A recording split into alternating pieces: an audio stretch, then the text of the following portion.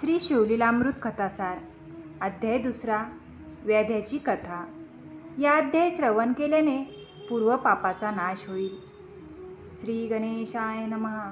जेथे सदा सर्व काळ शिवस्मरण शिव उपासना चालते तिथे सर्व प्रकारचे कल्याण असते। संकटाची छाया सुद्धा पडत नाही। उपहासाने विनोदाने कोणत्याही निमित्ताने शिवस्मरण घडले तरी पापाचा विनाश होतो। उदाहरणार्थ नकळत परिसाचा स्पर्श लोखंडाला झाला तरी त्याची सुवर्ण होते। औषधाचे नाव नकळता घेतले तरी रोग बरा होतो। लहान बालकाने गवतावर नकळत अग्नी टाकला तरी गवत जळून जाते।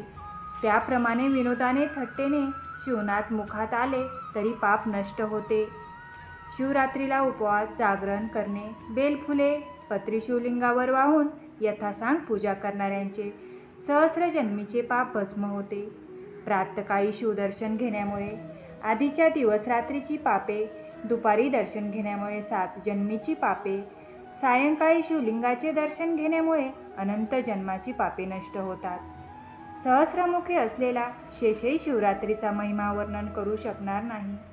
कपिला षष्ठी, संक्रांत, गजच्छाया, ग्रहण, अर्धोदय, महोदय इत्यादी महापर्वणीच्या वेळी केलेले पुण्यकर्म शिवरात्रीच्या पुण्यकर्मावरून ओवाळून टाकावे एवढे अत्यल्प होते।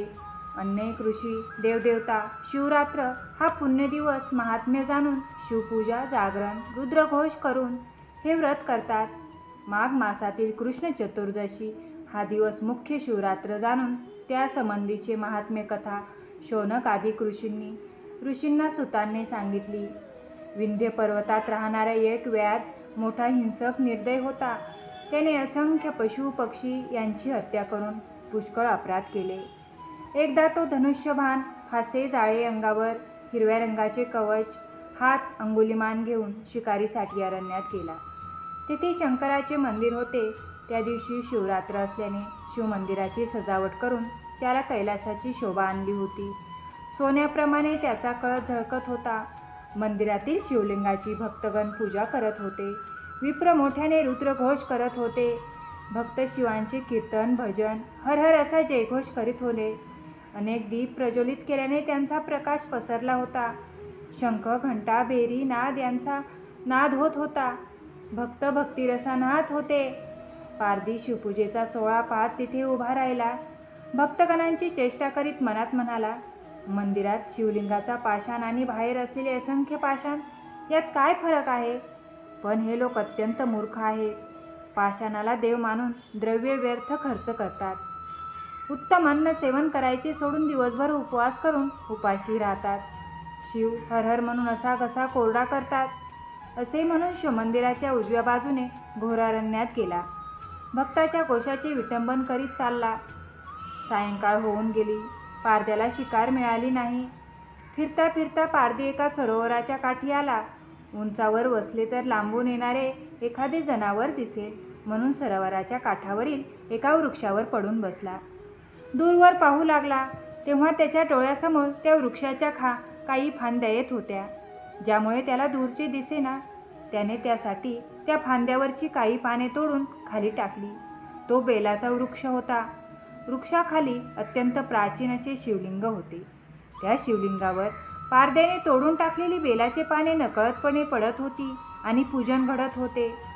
रात्रीचा पहिला प्रहर संपला आणि एक हरिणी पाणी पिण्यासाठी त्या सरोवराच्या काठी आली। ती गर्भवती असून तेजस्वी सुकुमार दिसत होती। तिने दुरून पाहिले की प्रत्यक्ष मृत्यूसारख्या दिसणाऱ्या पारध्याने आपल्यावर मारण्यासाठी बाण रोखला आहे।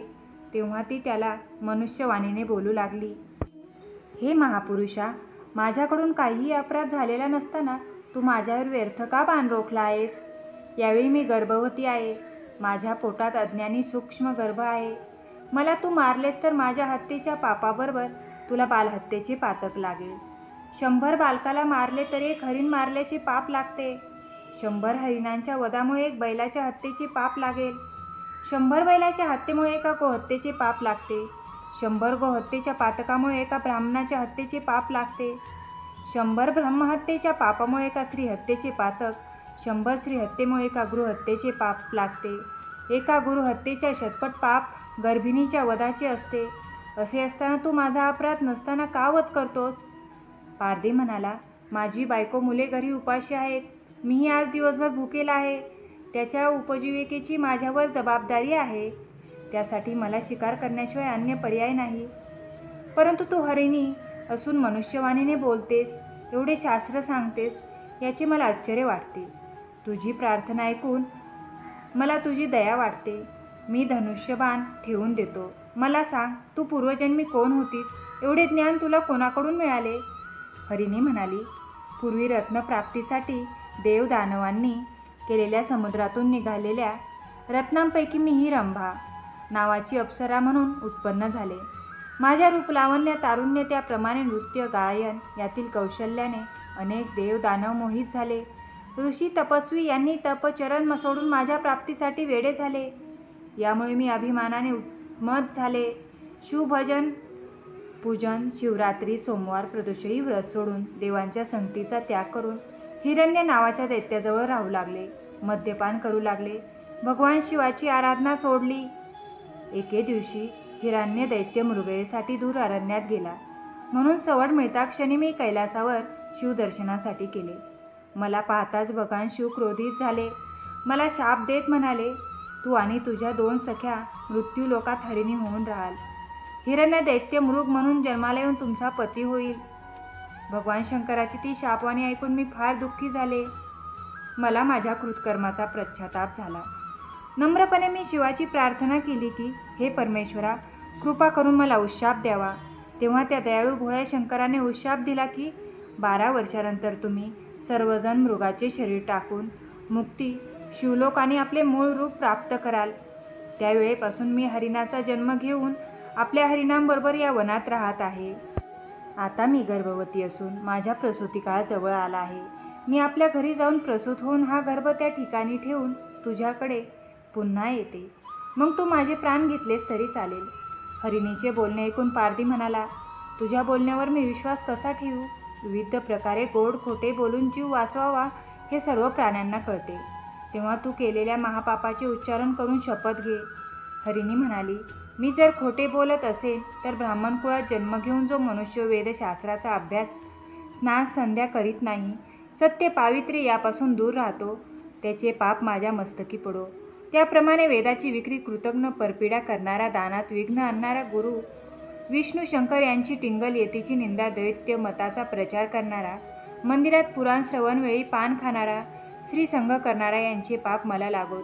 ती पुढे म्हणाली, नवरा बायकोचा योग करणारे, दुसऱ्यांची वर्मे काढणारे, विद्या असून शिष्याला न देणारे, जे ब्राह्मण अनुचित दान घेतात, दुसऱ्याच्या गायी चोरणारे, अनुक्रमे नपुंसक, कावळे, पांगळे, रोगी, अल्पायुष्य होतात, साधूला प्रजेला छळणारा राजा साप होतात, व्रत नेम करून ज्या स्त्रिया घरात धान्य असून पतीला उपाशी ठेवतात, कुरूप म्हणून पतीचा त्याग करतात, स्वयंपाक करता करता सर्वाच्या आधी खातात, ज्या स्त्रिया ब्राह्मण पती यांना कडान्न वाढून आपण पक्वान्न खातात, त्या स्त्रिया पुढील जन्मी अनुक्रमे बालविधवा, वेश्या, दासी, कुलटा, मांजरी, वांज होतात, स्वामींचा द्रोह करणारे सेवक, मोबदला न देता सेवा करून घेणारे, पती पत्नीचे बोलणे चोरून ऐकणारे, जारण मारण करणारे, यतीला उपाशी ठेवणारे, दिव्यातील तेल चोरणारे, ते पुढील जन्मी अनुक्रमे कुत्रा, भिकारी, अन्नदशा होते, भूत पिशाच्य जन्मभरण दुष्काळ पीडित निपुत्रिक होतात, मातापित्यांचा छळ, सासूसासऱ्यांना पीडा देणारे पुढील जन्मी माकड होतात,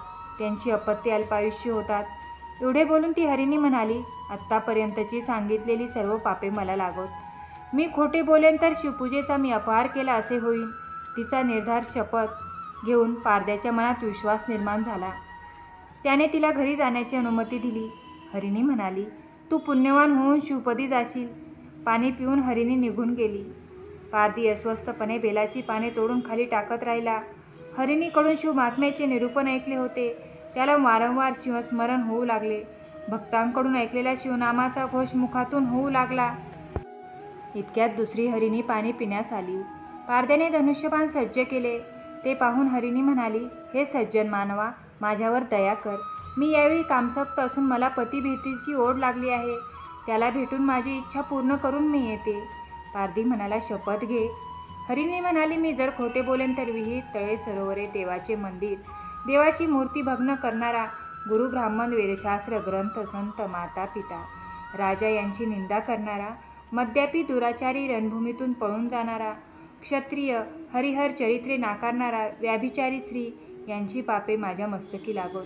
हे सज्जन सुशील आज्ञाधारक मुलगा व सून यांचा उगाच छळ करणारा, आपापसात भांडणारे भाऊ पुढील जन्मी कुरूप दरिद्री मासे होतात. प्रवाशांची चीज वस्तू चोरणारे, साधूंचे सोंग आणणारे, कन्या विक्रय गाय विक्रय अभ्रक विक्रय करणारे ते पुढील जन्मी कृमी हिंस्र पशु अत्यंत शूद्र प्रेतावरचे कपडे घालणारे होतात. समाजात बसून खोटी साथ देणारे, 2 लग्ने करून पत्नीमध्ये भेदभाव करणारा, दुसऱ्याची पाणी पुरवठा बंद करणारा, अनुक्रमे गोचिड क्षयरोगी होतात. ब्रहणात जेवणारा, गर्भपात करणारी स्त्री पत्नीला छळणारा पुढील जन्मी अनुक्रमे महारोगी वांज अर्धांग वायू होतो. जो सुतकातले अन्न खातो, ब्राह्मणांचे कर्ज बुडवतो, तो अल्पायुष्य आंधळा होतो, गरिबाचे लग्न मोडतो, एका देवाची भक्ती दुसऱ्याची निंदा करतो, गोवत बैलाला मारणाऱ्याला पुढील जन्मी अनुक्रमे भिकारी नपुंसक मूर्ख मुलाचा पिता होतो. हरीने पुढे म्हणाली, मी पतीला भेटून लवकर येते. हे असत्य घडले तर ही सर्व पापे मला लागोत. पारधी म्हणाला, ठीक आहे, तू जाऊन लवकर ये. इतक्यात हरीण पाणी पिण्यास आला. यावेळी पारध्याला शिकार सापडल्याचा आनंद होऊन त्याने हरिणावर बाण रोखला. हरीण पारध्याला म्हणाला, हे महापुरुषा, माझ्या स्त्री प्रतिव्रता आहेत. त्यांना माझ्या मृत्यूच्या कल्पनेने महादुःख होईल, परंतु मी त्यांची समजूत घालून विचारून येतो. त्यांच्याप्रमाणे मी तुला परत येणारे वचन देतो. त्याबरोबर शपथ घेतो की मी असत्य भाषण करीन तर हरिहर कीर्तनात विघ्न करणाऱ्यांचे, शूद्र असून ब्रह्मकर्म करणाऱ्यांचे, तीर्थयात्रेत अडथळा आणणाऱ्यांचे पाप माझ्या माथी लागो. शास्त्रात धार नसलेल्या शूद्र विषयावर कूट काव्य करणारा, महाशिवरात्र एकादशी दिवशी अन्न खाणारा, देवमूर्ती वृत्तीचे अलंकार पूजेची उपकरणे चोरणारा, यांना अनुक्रमे पुढील जन्मी पंडुरोग, पोटशूळ, संग्रहणीसारखे असाध्य रोग होतात. अंगात सामर्थ्य असूनही गाय ब्राह्मण यांच्यावरील अत्याचारांचे निवारण करीत नाही. मित्रद्रोह, विश्वासघात करतात, त्यांना मस्तकशूळ, अंगाचा दाहासारखे असाध्य रोग होतात.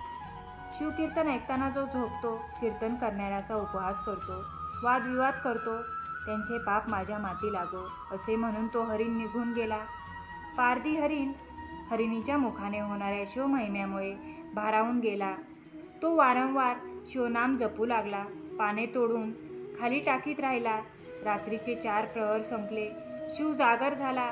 दिवसभराचा उपवास, रात्री शिवमहिमा श्रवण, नामस्मरण पारध्याच्या हातून घडले. अरुणोदय झाला आणि तिसरी हरिणी पाणी पिण्यास आली. आता मात्र हिची शिकार करावी अशी त्याच्या मनात आले. त्याने बाण सज्ज केला. तेवढ्यात ती मनुष्यवाणीने बोलू लागली. ती म्हणाली, हे दयाळू मानवा, तू मला मारू नकोस, कारण घरी माझी तानी बालके आहेत. त्यांना एकवार पोटभर स्तनपान करून मी येते. पारध्याला आता ही हरिणी काय शास्त्रार्थ सांगेल असे कुतूहल होते. ती म्हणाली, जर मी असत्य बोलेन तर सर्व महापापे माझ्या माथ्यावर येतील. हरिणी म्हणाली, गावाला आग लावणारा, गोहक ब्राह्मणांना पाण्याविना वंचित ठेवणारा, प्रियजनांमध्ये कलह लावणारा, पुस्तके रत्ने विकणारा, गर्विष्ठ पुढच्या जन्मी अनुक्रमे क्षयरोगी, आंधळा, मुका, रेडा, ससाना होतो. मृत्यूनंतर यमलोकात त्याला असह्य यातना देऊन शासन करतात. भक्त निंदा, माता पित्याला ताडण यातील विन्मुख पाठविणारा, कृपण हा पुढल्या जन्मी अनुक्रमे मूक रोगाने त्रस्त सर्प पांगळा होतो. आता पारध्यालाही सर्वांचा विश्वास वाटू लागला. त्याने तिलाही घरी जाऊन बाळांना स्तनपान देऊन येण्याची अनुज्ञा दिली. त्यातील हरिणींपैकी पहिली प्रसूत झाली. दुसरीने पतीची भेट मोठ्या प्रेमाने घेतली. तिसरीने बाळाला पोटभर स्तनपान दिले. तेव्हा हरिण म्हणाला, वचन दिल्याप्रमाणे आपण सरोवराकाठी पारध्याकडे जाऊ. तेव्हा ती हरिण पिल्लासह पारध्याकडे आली. हरिण म्हणाला, हे महापुरुषा, आता तू माझा वध कर. हे ऐकून हरिणी म्हणू लागल्या, हे करणे योग्य होणार नाही. पतीच्या आधी आम्ही मरावे हेच उचित होईल. त्यांचे बोलणे ऐकून हरिण बालके म्हणू लागली, आधी आमचा वध कर. माता पित्याच्या मृत्यूनंतर आम्ही कसे जिवंत राहणार. त्यांच्या एकमेकांसाठी त्याग करण्याची वृत्ती, प्रेम पाहून पारधी चकित झाला. त्याला स्वतःच्या वागण्याची लाज वाटू लागली. झाडावरून उतरून त्याने हरिणांचे पाय धरले व म्हणाला, तुमच्या मुखातून मनुष्याच्या आदर्श जीवनाचे मार्गदर्शक निरूपण ऐकले. मी पापमुक्त झालो. असे म्हणून त्याने धनुष्यबाण इतर प्राणघातक शस्त्रे टाकून दिली. सद्गदित होऊन त्याने सर्वांची क्षमा मागितली. मला आत्मज्ञान प्राप्त करून देणारे आपण माझे गुरु आहात. आता मला या खोट्या संसाराचा मोह नाही. शिवपदी विलीन होण्याची माझ्या अंतःकरणाला ओढ लागली आहे. असे पारधी म्हणत आहे तोच आकाशातून एक दिव्य विमान आले. त्यामध्ये पंचवदन दशमुख व्याघ्रांबर नेसलेले तेजपुंज शिवगण बसले होते. शिवगण शिवमहिमा गात होते. किन्नर स्वर्गीय दिव्य नादमधुर वाद्य वाजवित होते. विद्याधर शिवस्तुती गात होते. देवगण आकाशातून पुष्पवृष्टी करीत होते. त्या क्षणी हरिणांची शरीरे मानवी झाली. त्यांना नमस्कार करताना पारध्याचे शरीर शिवगणाप्रमाणे दिसू लागले. शिवगणांनी त्याला प्रार्थना केली की विमानात घेतले. हरिणांची मानवी देहाने विमानात प्रवेश केला. तेव्हा पारध्याच्या भक्तिभावाची स्तुती करू लागले. पारधी त्यांच्या इच्छेप्रमाणे शिवपदी विलीन झाला. मृगांना हरिणांना तारामंडळात स्थान मिळाले. भगवान व्यासांनी लिंगपुराणात जे वर्णन केले आहे त्याचे मी प्राकृतात वर्णन केले आहे. हे शिवरात्री व्रत श्रवणाने पठणाने पातके नष्ट होऊन जीवन कृतार्थ होते.